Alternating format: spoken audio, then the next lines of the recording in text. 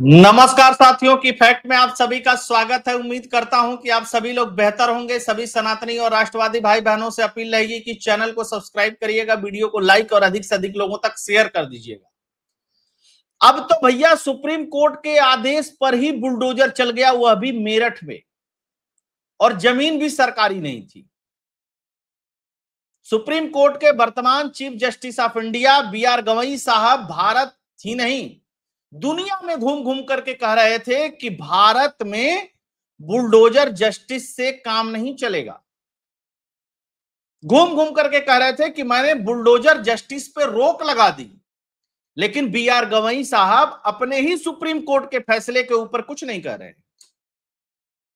Yogi Adityanath bulldozer चलाए या देश का कोई भी मुख्यमंत्री बुलडोजर चलाए, अगर वो बुलडोजर चलाता है तो कानून के दायरे में चलाता है। सुप्रीम कोर्ट ने भी जो आदेश दिया होगा वो भी कानून के दायरे में ही आदेश दिया होगा। तो फिर क्यों योगी आदित्यनाथ को बार बार टारगेट कर रहे हैं सीजीआई गवई? अगर सीजीआई गवई ने वास्तव में अपने आदेश में यह कह दिया है कि बुलडोजर नहीं चलेगा, तो उसके बाद मेरठ के एक मार्केट पर बुलडोजर क्यों चला?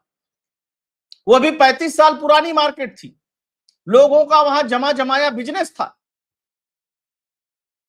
आदेश आता है, और जब आदेश आता है तो सरकार को उस आदेश का पालन करना ही पड़ेगा। आखिर में क्यों किया सुप्रीम कोर्ट ने ऐसा?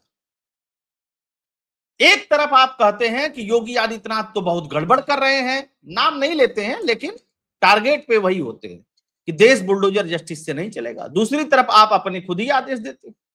क्या सीजीआई गवई इस बात की गारंटी लेंगे कि सुप्रीम कोर्ट का कोई जज बुलडोजर चलाने का आदेश नहीं देगा? हालांकि आदेश में डेमोलिश लिखा होता है, ध्वस्तीकरण लिखा होता है, लेकिन वो होता किस चीज से है? बुलडोजर से। उत्तर प्रदेश में लॉ एंड ऑर्डर को सुधारने के लिए जितना बड़ा काम बुलडोजर ने किया, उतना बड़ा काम किसी ने नहीं किया। निश्चित तौर पे किसी का जमा जमाया बिजनेस होगा, अगर वो टूटेगा तो उसको दुख होगा, वो बहुत सारी बातें कहेगा, लेकिन इस तरीके की नौबत क्यों आई? एक बहुत अच्छी बात यह रही कि 67 अधिकारियों पर भी एफआईआर दर्ज की गई है। खोजा जाना चाहिए कि कौन कौन अभी जीवित है जिसने उस बिल्डिंग का लेआउट पास किया, जिसने वहां पे बिजली पास की। सबको लपेटा जाना चाहिए। एक बार अधिकारी से लेकर के कर्मचारी से लेकर के सारे लपेट दिए जाएंगे बढ़िया से, उसके बाद कोई भी इस तरीके का अवैध निर्माण होगा उसमें अधिकारियों की मिलीभगत बंद हो जाएगी। आइए थोड़ा सा देखते हैं कि क्या मैटर है। मेरठ में सुप्रीम कोर्ट के आदेश पर बुलडोजर एक्शन, सेंट्रल मार्केट में अवैध कॉम्प्लेक्स को किया गया ध्वस्त। 67 अफसरों के खिलाफ दर्ज हुआ था मुकदमा। आवास एवं विकास परिषद के अधीक्षक अभियंता राजीव कुमार ने बताया कि जिस बिल्डिंग को ध्वस्त किया जा रहा है यह भवन संख्या 166 है। इस मामले में न्यायालय के आदेश की अनदेखी करने की वजह से नौचंदी थाने में आवास विकास परिषद में कुल 67 अधिकारियों के खिलाफ बीते दिनों मुकदमा दर्ज किया गया था। इन अफसरों के समय में ही अवैध निर्माण हुआ था। अधीक्षक अभियंता ने बताया कि बिल्डिंग एल शेप में बनी हुई थी, ऐसे में पीछे का अधिकतम हिस्सा गिरा दिया गया है, मलबे को समेटा जा रहा है। इस बिल्डिंग का नक्शा आवास विकास परिषद से पास नहीं था। शिकायत के बाद यह कार्रवाई की गई। पूरा मामला क्या था मैं इसके बारे में बताऊंगा। 1990 में यह कॉम्प्लेक्स बना था। यह 288 वर्ग मीटर में बना था, जिसमें 22 दुकानें थी। बेसिकली यह जमीन वहीं के बगल के गांव काजीपुर के वीर सिंह को आवास बनाने के अलॉट हुई।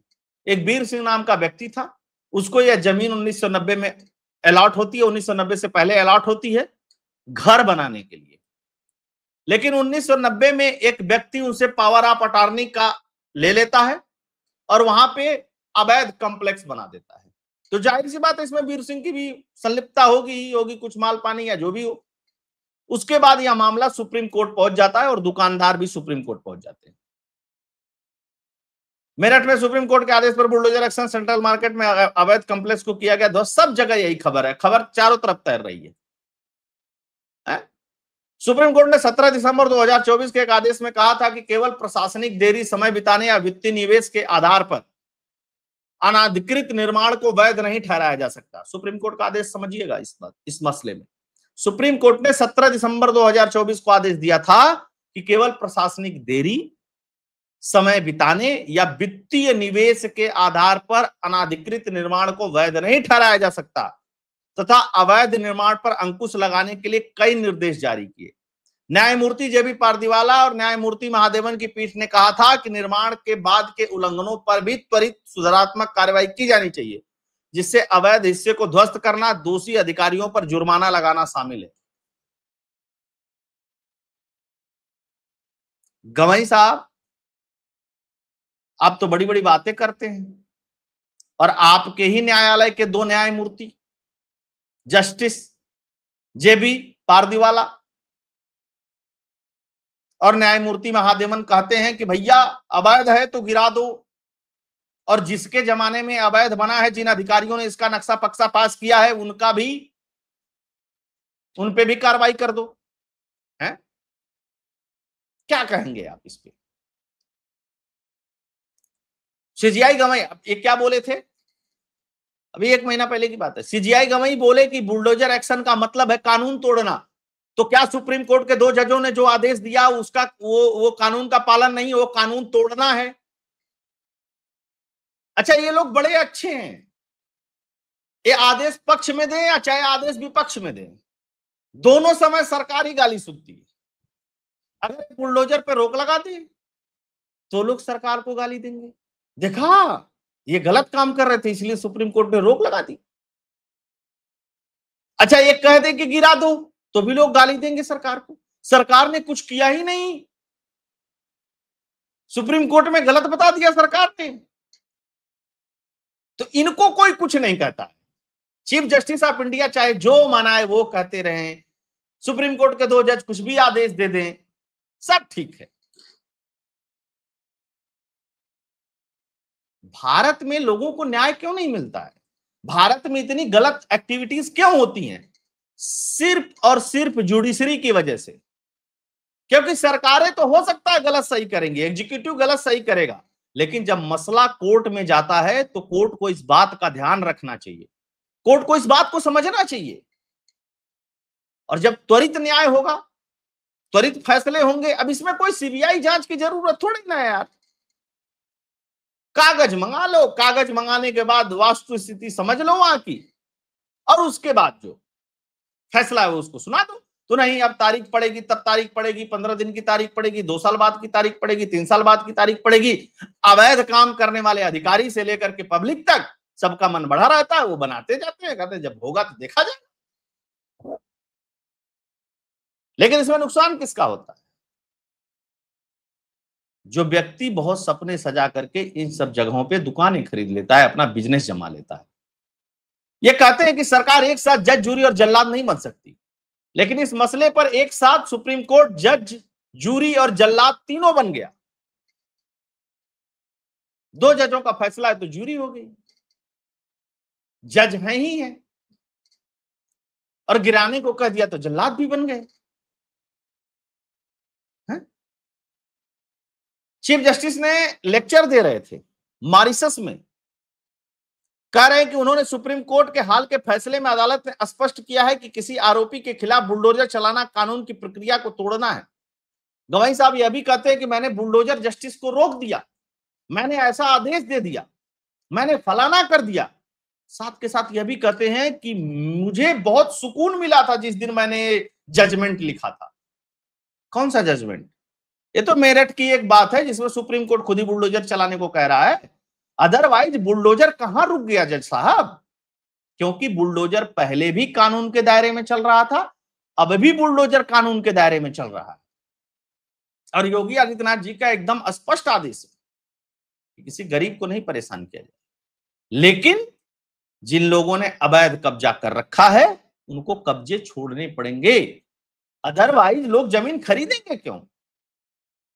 फिर तो इसी तरीके से कब्जा कर करके लोग कहेंगे कि हम हो गरीब हैं, हम हो गरीब हैं, हम हो गरीब हैं।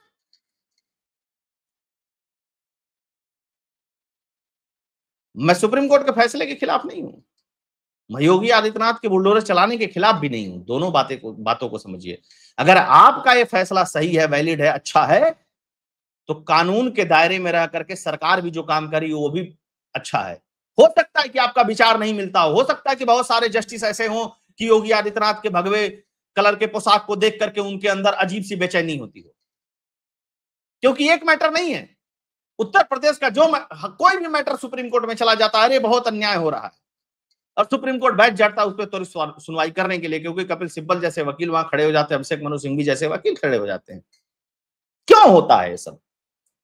जब तक यह सब होता रहेगा तब तक न्यायिक प्रक्रिया पे, न्यायिक चीजों पे सवाल उठता रहेगा। और मैं अब फिर से दोहरा देता हूं, मेरा यह मानना है कि जिस दिन जुडिशरी ने आम जनता को न्याय देने के लिए कमर कस ली, उस दिन यह सारी चीजें रुक जाएगी, क्योंकि आम धारणा बन गई है कि इस तरीके के मामले तो सिविल के होते हैं, 40-40 साल तक, 50-50 साल तक कोर्टों में चलते रहते हैं, इसमें फैसले आने पे 1 पीढ़ी, 2 पीढ़ी, 3 पीढ़ियां गुजर जाती हैं, तब तक तो हम लोग काम धाम करके यहां से निकल जाएंगे, तब तक के लिए इस पे कब्जा कर लो। और यह ऐसी कहानी नहीं है, आप किसी गांव में चले जाइए, किसी गांव में आप चले जाइए, अगर किसी के पास 1 एकड़, 2 एकड़, 4 एकड़ जमीन है, तो कहीं ना कहीं एक मुकदमा उसमें लगा हुआ है, कहीं ना कहीं एक चीजें चली हुई है। अभी सिविल कोर्ट में चलेगा, सिविल कोर्ट से हाई कोर्ट जाएगा, हाई कोर्ट से सुप्रीम कोर्ट जाएगा, पता नहीं कब फैसला आएगा, नहीं आएगा, क्या होगा, कुछ नहीं पता। बहुत बार तो लोग मुकदमा लड़ते लड़ते थक जाते हैं, तो आपस में समझौता कर लेते हैं। तो प्रैक्टिकली कोई भी जजमेंट होना चाहिए और कोई भी बात कही जानी चाहिए, नरेटिव बना करके नहीं कही जानी चाहिए। आप सभी लोग जुड़े, बहुत बहुत धन्यवाद। सभी से आग्रह रहेगा कि इस वीडियो को अधिक से अधिक लोगों तक शेयर कर दीजिएगा। साथ के साथ आप लोगों से आग्रह रहेगा कि अगर आपको डोनेट करना है, कंट्रीब्यूट करना है, तो उसके लिए फोन पे, पेटीएम का नंबर स्क्रीन पे दिया हुआ है। आप सभी जुड़े, बहुत बहुत धन्यवाद।